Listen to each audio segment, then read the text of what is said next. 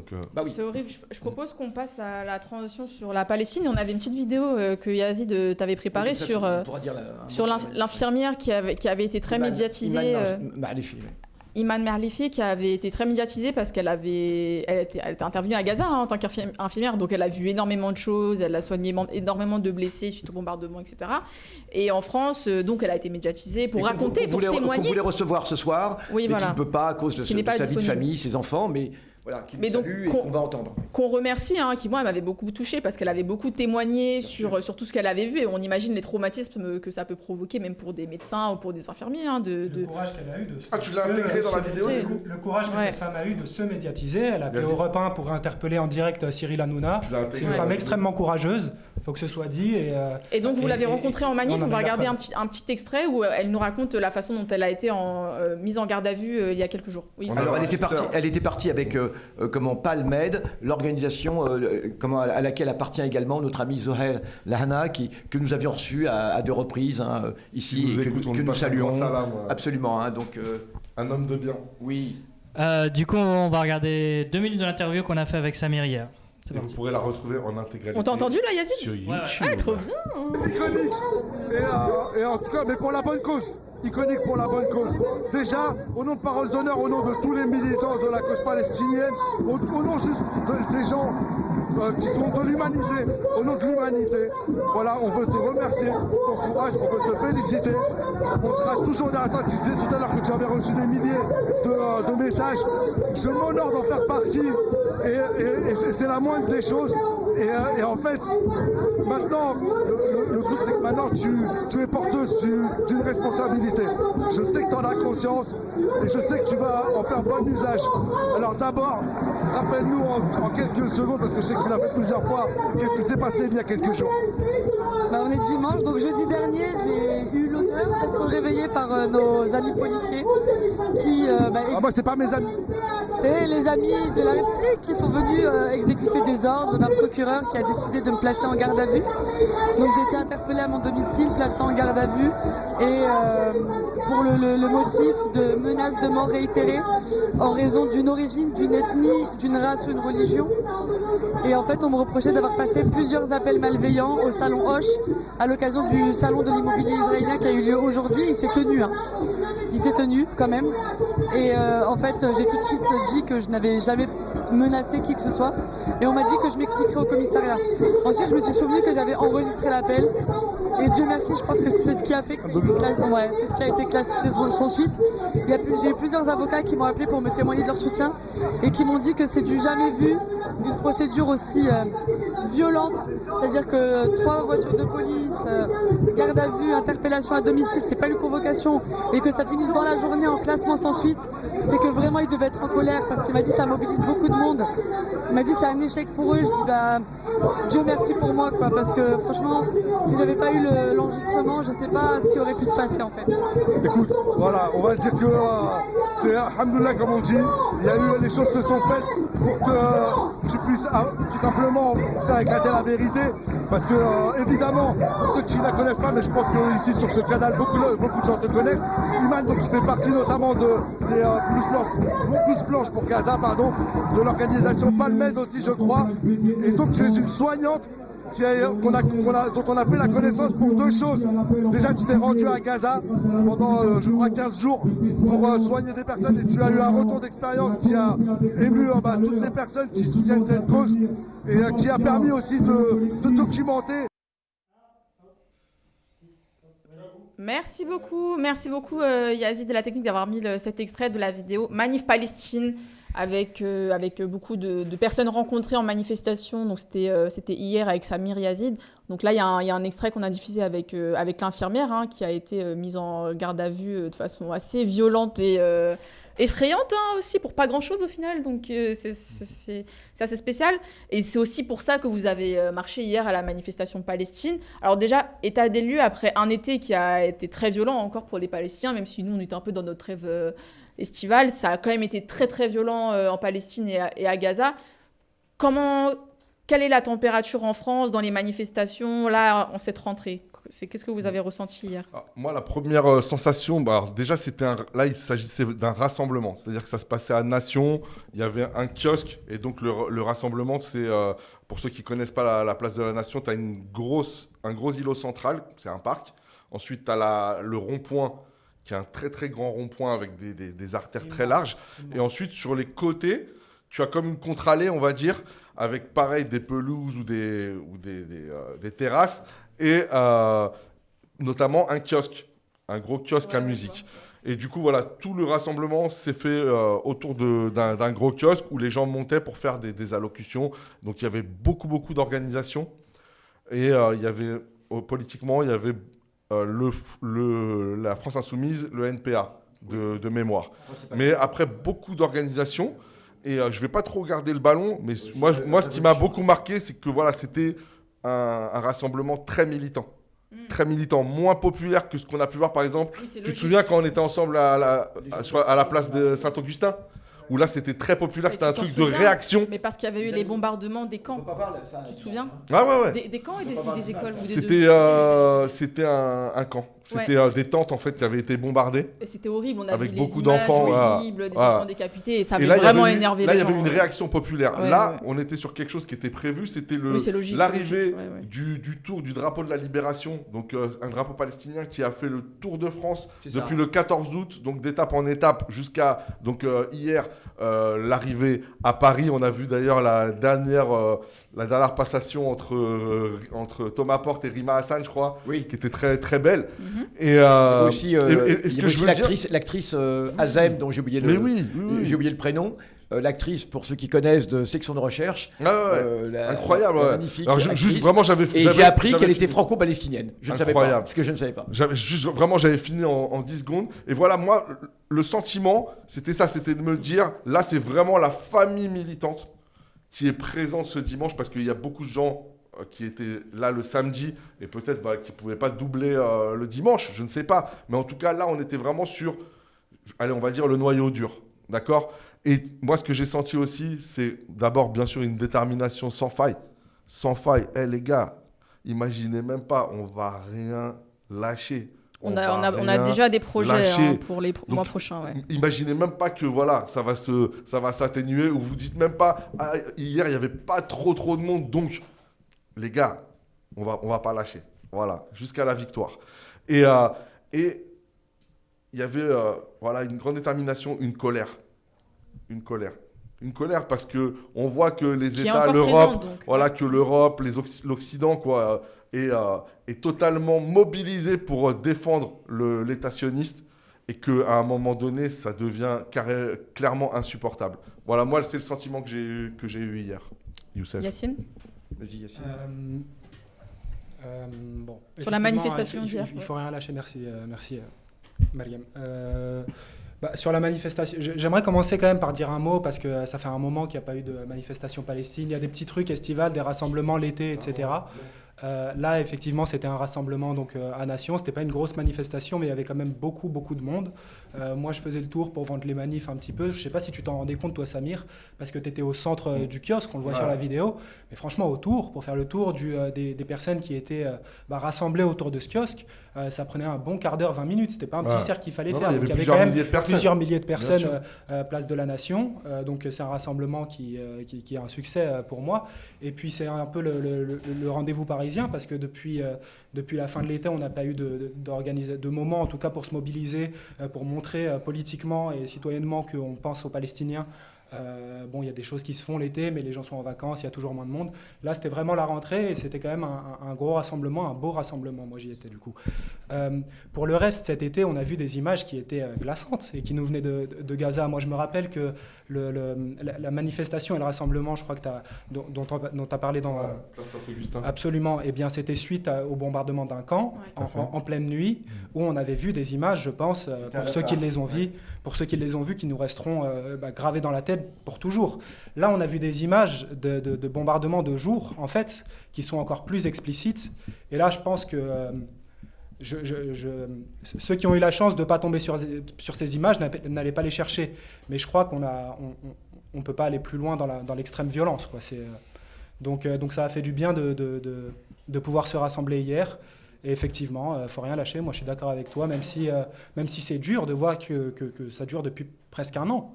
Presque un an. Et à chaque fois qu'une guerre se déclenche, on espère que ça cesse, qu'il y a un cessez-le-feu dans les mois qui viennent, que ça aille pas trop loin. Mais je veux dire, c'est pas le cas. Donc eux, ils lâchent rien. Et nous, effectivement, on doit rien lâcher de notre côté. Il faut rester combatif. Il faut militer. Commencez à militer. N'hésitez pas. Il y a des cercles militants qui vous sont ouverts. Parole d'honneur, ça en fait partie. J'en sais quelque chose. Donc il y a des choses à faire. Il faut rien lâcher. Moi, je suis d'accord avec toi, Samir. Youssef, toi qui es un infatigable militant de la cause palestinienne. Infatigable, on est fatigué des fois. Hein. Comment tu fais pour... Bah oui, mais t'es encore là. Un pilier. Oui, mais t'es encore là. Youssef. Alors comment tu fais et qu'est-ce que tu dirais aux gens qui... Comment est-ce qu'on fait pour maintenir les gens mobilisés La Palestine, c'est notre vie. D'abord, la Palestine, c'est une lutte de très longue durée, mais qui est fondamentale parce qu'elle secoue tout l'impérialisme. C'est la lutte phare contre l'impérialisme. Faut le savoir, pour tous les peuples. Hier, parmi les intervenants, il y avait aussi un groupe panafricain pour la Palestine qui est intervenu, qui a pris la parole. Il y a des gens du monde entier. Ça veut dire que c'est la lutte phare contre l'impérialisme, qui n'exclut pas du tout et qui n'occulte pas du tout les autres luttes, mais qui, au contraire, les synthétise, les sublime. C'est pour ça que cette lutte, elle est si prenante. Alors, ce qu'il faut dire pour la mobilisation, c'est que on en a connu des périodes très, très difficiles. Alors c'est vrai que celle-ci, aujourd'hui, elle est extrêmement difficile, mais c'est l'heure de vérité. Mais c'est vrai qu'on a connu des moments extrêmement durs, des moments de grande solitude de la Palestine. Et il y a au moins une chose qui est claire aujourd'hui, c'est qu'elle n'est pas seule. On a connu d'autres périodes où la situation était absolument dramatique et où il y avait vraiment pas grand monde. Si je repense après Sabra et Shatila, dans les années 80, qui était un grand moment de solitude et de massacre extrême, le massacre des camps de réfugiés de Sabra et Shatila par la soldatesque fasciste de l'État d'Israël. Eh bien, malheureusement, les manifestations rassemblaient des groupes gauchistes, bien sûr, pas plus. Le PS faisait tout pour nous empêcher de manifester. Donc voilà, ce qu'il y a de bien aujourd'hui, c'est qu'en dépit de tout ce qui est fait par le pouvoir pour réprimer, eh bien, il y a quand même, tu l'as dit, toute une partie de la jeunesse et de ce pays absolument déterminée. Franchement, la jeunesse. Je l'embrasse, la jeunesse, franchement. Oui, et surtout, on embrasse la résistance palestinienne parce que c'est grâce à elle qu'on tient. Parce qu'en dépit de tout, elle est absolument inflexible. Regardez tous les communiqués, c'est très bien, tout ce soutien mondial, etc. Mais ils sont complètement déterminés. Jamais ils ne vont céder. Soit on les extermine tous, soit ils vaincront. Mais c'est évident, et nous avec, évidemment, parce qu'une éventuelle défaite de la Palestine, ce serait une défaite pour le monde et pour l'humanité et pour toutes les valeurs auxquelles nous sommes attachés, pour tous les peuples. Aujourd'hui, des notions comme respect de la vie n'ont plus aucun sens. Quel sens ça peut avoir lorsqu'on voit des bulldozers qui écrasent non pas des cadavres, qui écrasent des personnes agonisantes, encore vivantes, qui les écrasent et qui mêlent leur reste à la terre de l'hôpital Al-Nasser, par exemple. Comment après dire le respect de la vie, à l'enfance c'est sacré. Comment dire l'enfance c'est sacré lorsque, comme notre amie Iman, l'infirmière, on voit des enfants avec la tête à moitié arrachée, et cela n'émeut pas du tout ici. Et on a un grand rabbin qui va vous dire non mais ce sont des faits de guerre. Un grand rabbin, parce que et qu'il faut finir Corsia, qui l'a dit, et qu'il faut achever le boulot. Et d'ailleurs il y a une plainte qui a été déposée contre lui pour cela, lorsqu'il ose dire qu'il n'a pas à rougir de ce que fait l'armée israélienne. Alors entre parenthèses, il est français ce monsieur, donc de quel droit, de quelle autorité il dit qu'il n'a pas à rougir de ce que fait l'armée israélienne? On lui a demandé, d'autant plus qu'il a lui-même avoué qu'il a mis son fils à l'abri. Après, on peut avoir une double nationalité. Non, la question n'est pas là, c'est qu'on peut avoir une double nationalité. Mais on ne peut pas avoir un double fascisme. Je veux dire, on a déjà le nôtre ici. Visiblement si. Et il n'a pas à soutenir une armée fasciste. Je rappelle que c'est un délit de soutenir des crimes contre l'humanité, des crimes de génocide. Alors effectivement, si c'était l'armée suisse, et encore, il n'y aurait pas de souci, d'accord? Mais ce n'est pas le cas du tout. Donc quand il dit qu'il n'a pas à rougir, eh bien de quel droit? Je veux dire, alors on peut le comprendre de fachos israéliens qui vivent là-bas, mais lui il est ici et il y a un respect. Je veux dire, il est soumis aux lois françaises. Il est soumis aux lois françaises jusqu'à preuve du contraire, comme nous tous d'ailleurs. Sinon, si ce n'était pas le cas, ça ne se passerait pas comme ça, d'accord? Que les choses soient claires. Tu m'as fait réaliser quelque chose, conscientiser quelque chose, c'est que c'est vrai que le rapport à la Palestine, ça change mon rapport, moi, à certains événements politiques ou certaines actualités. Et je pense à la campagne présidentielle américaine qui se joue, là, qui va s'accélérer là, au mois de novembre. Donc, on a l'élection. Voilà, et moi je suis surprise de la façon dont la question palestinienne est assez absente en fait de cette campagne-là. J'imagine, j'ai l'impression, alors que les États-Unis, bon, pas besoin de dire à quel point ils sont en première ligne dans la responsabilité de ce qui se passe à Gaza. Il y a eu des grosses mobilisations, et pourtant j'ai l'impression que dans ce qui se joue là entre démocrates et républicains aux États-Unis, la question palestinienne, on s'en fout quoi. J'ai l'impression qu'il y a plus de différence, mais parce qu'il y a une gauche qui est très faible aussi. Les démocrates aux États-Unis, c'est une gauche qui est très faible. On te parle de Kamala Harris, on est en mode. Voilà, Kamala Harris, on te dit elle est soutenue par Obama, on te dit ouais c'est cool, c'est une femme noire, on te dit ouais elle reprend les républicains, mais les démocrates pardon, mais t'es en mode mais qu'est-ce qu'on s'en fout? Mais qu'est-ce qu'on s'en fiche, franchement. Oui, et donc moi je m'en fiche les élections présidentielles américaines, je m'en fiche alors que c'est censé être une grosse actualité, non? En temps normal. Alors, justement, je ramène les gens qui sont intéressés à une page Facebook de notre ami Ahmad Nogbo, qui a écrit quelque chose de très intéressant sur... Enfin. Ah, ça m'étonne pas de qu'on salue absolument, Ah, et d'ailleurs qu'on va bientôt voir, sur notre plateau. Faut le réinviter, Ahmad, reviens s'il te plaît. Kamala Harris, et il avait fait un excellent post sur Kamala Harris, où il démontait complètement le personnage qu'elle prétend être, noire, etc., américaine, libérale et autres, et voilà, il démontait complètement le personnage. Donc au passage, mais ce que je veux dire, c'est que la rentrée scolaire aux États-Unis se passe plus tôt qu'en France. Comment? Il est dans le chat, salut. Mais non, il est là. Je vous suis, il a dit. Salam, Ahmad. Je pensais pas ce que je disais. Hein. On a hâte de te revoir ici. Oui, absolument, on te salue, On Ahmad. t'aime, Ahmad. Ah, c'est ouf ça. C'est rigolo. Comme quoi, on est vraiment suivi. Suivi. Et donc, du coup, oui, j'avais bien aimé son post, là. Il avait bien dit les choses. Et en tout cas, ce qu'il y a de bien, c'est qu'effectivement, tu l'as dit, cette mobilisation aux États-Unis est très importante, entre autres d'une bonne partie de la jeunesse juive américaine. Et ça, c'est quelque chose de formidable. Et je le dis, la rentrée scolaire se passe plus tôt aux États-Unis qu'en France. Donc, on ne va pas tarder à avoir beaucoup de choses. Et ça a commencé déjà. Et la mobilisation étudiante reprenne avec la rentrée aussi. Même exactement. En France, hein, je pense que ça va reprendre. S'il y a des actualités, ça ne m'étonnerait pas que ça reprenne. Hein. Mais c'est là qu'on voit, tu vois, quand je disais dimanche, tu vois, je trouvais que c'était très militant. C'était pas péjoratif dans mon propos, mais tu as eu raison de nuancer, d'élargir. Mais c'est là où, et que je disais que j'aime cette jeunesse, parce que c'est là qu'on voit la puissance qu'a apporté la jeunesse, j'allais dire dans tous les pays, à ce mouvement pro-palestinien. Bah oui. On l'a vu là pendant l'été, parce que forcément, les jeunes, ils partent en vacances, ils changent d'orientation, etc. Ils ont des choses aussi à organiser pour leur vie perso et tout. Et les mouvements, forcément, vont reprendre progressivement. Et là, on sait maintenant que la jeunesse, elle est fondamentale pour la vitalité de cette résistance. Bien sûr, elle est fondamentale. Et ce qui est quand même extraordinaire, c'est qu'elle ne se laisse pas démonter. Elle ne se laisse pas compter d'histoire, comme on dit, hein, avec toute cette campagne ignoble sur l'antisémitisme des mouvements pro-palestiniens. Et ça, c'est quand même la grande nouveauté, parce qu'auparavant, malheureusement, les gens étaient beaucoup plus sensibles à ces fake news, à ces fausses accusations. Dès l'instant, on parlait. Là, on voit bien que ce sont ces bouffons qui paraissent à la télévision, là, comme le colonel Rafovitz, d'où il sort celui-là, ce colonel Rafovitz. Tu sais que tu avais percé sur ton TikTok sur le Rafovitz. Ah oui, qu'est-ce que j'avais dit déjà? Tu avais présenté le personnage et ça, ça avait percé. Ah ouais? Ah bon? Ouais. Ah bah j'en suis bien heureux parce que... C'est le porte-parole ça de l'armée Oui, israélienne. Je le connais depuis très longtemps. Enfin, je le connais pas personnellement. Je vais pas prendre de café avec lui. Sur Instagram et sur TikTok. Ah oui, je vais pas prendre de café avec lui. Mais je peux vous dire une chose, c'est qu'on le connaît depuis longtemps, ce monsieur qui organisait des réunions pour l'ALIA, pour la colonisation de la Palestine, ce qu'ils appellent l'ALIA. Il organisait ça à la grande synagogue de la Victoire. Alors que, imaginons que des musulmans fassent ça dans une mosquée. Imaginons que des musulmans à la grande mosquée de Paris fassent une réunion en faveur de la Palestine. Qu'est-ce qu'on entendrait? Eh bien, ce monsieur Rafovitz, d'accord, organisait des réunions de soutien à l'armée israélienne. En plus, oui, c'était des réunions aussi de soutien à l'armée israélienne. C'était le Libye.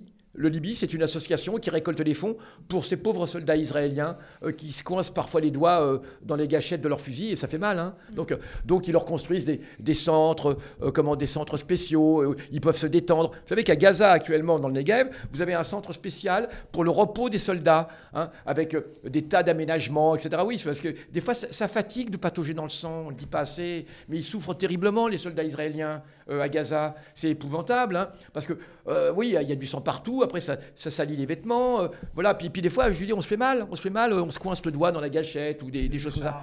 Oui, voilà, des échardes. Et donc, du coup, donc ils ont des grands centres. Eh bien, le Libye, cette association qui organise cela, ce truc pour le repos du soldat israélien, eh bien, se réunissait à la grande synagogue de la Victoire. D'ailleurs, ça continue toujours. Hein, alors qu'au même moment, on demande aux musulmans la stricte neutralité, hein, je vous le dis, où même des imams ne peuvent même pas faire de prière, hein, pour les martyrs de Gaza, par crainte d'être inquiétés qu'on vienne à 6h30 du matin chez eux. On risque d'être c'est absolument ignoble. Accusé Mais bien sûr. d'apologie de terrorisme. On a tué tout sentiment humain. Ce que je veux dire, c'est qu'il n'y aura plus de retour possible en arrière. Il n'y aura plus de retour. Ils ne pourront plus jamais nous berner, nous raconter des histoires avec les droits de l'homme, avec n'importe quoi. Quand l'ONU lui-même est accusé d'être antisémite. Quand tous les restes... Voilà, les plus hauts responsables de l'UNICEF, de ce que vous voulez, de l'UNRWA, sont accusés d'être antisémites, d'être même des terroristes. C'est une loi qui est passée en Israël. Oui, et puis l'histoire va passer par là aussi. Hein. On n'oublie pas que là, nous, on parle de l'actualité, c'est toujours difficile, mais avec plus le temps va passer, plus la vérité va surgir. C'est-à-dire que là, la vérité, à la limite, les gens n'y croient pas, ils n'ont pas le bon regard dessus, mais ne vous inquiétez pas que la vérité finit par surgir, surtout dans les situations anticoloniales. Hein, et c'est grâce à la résistance palestinienne, surtout à la résistance du peuple palestinien, l'extraordinaire résistance, hein, où ils doivent affronter un ennemi qui est multitentaculaire. Il y a l'impérialisme, il y a les pays occidentaux, il y a les pays arabes réactionnaires. Hein.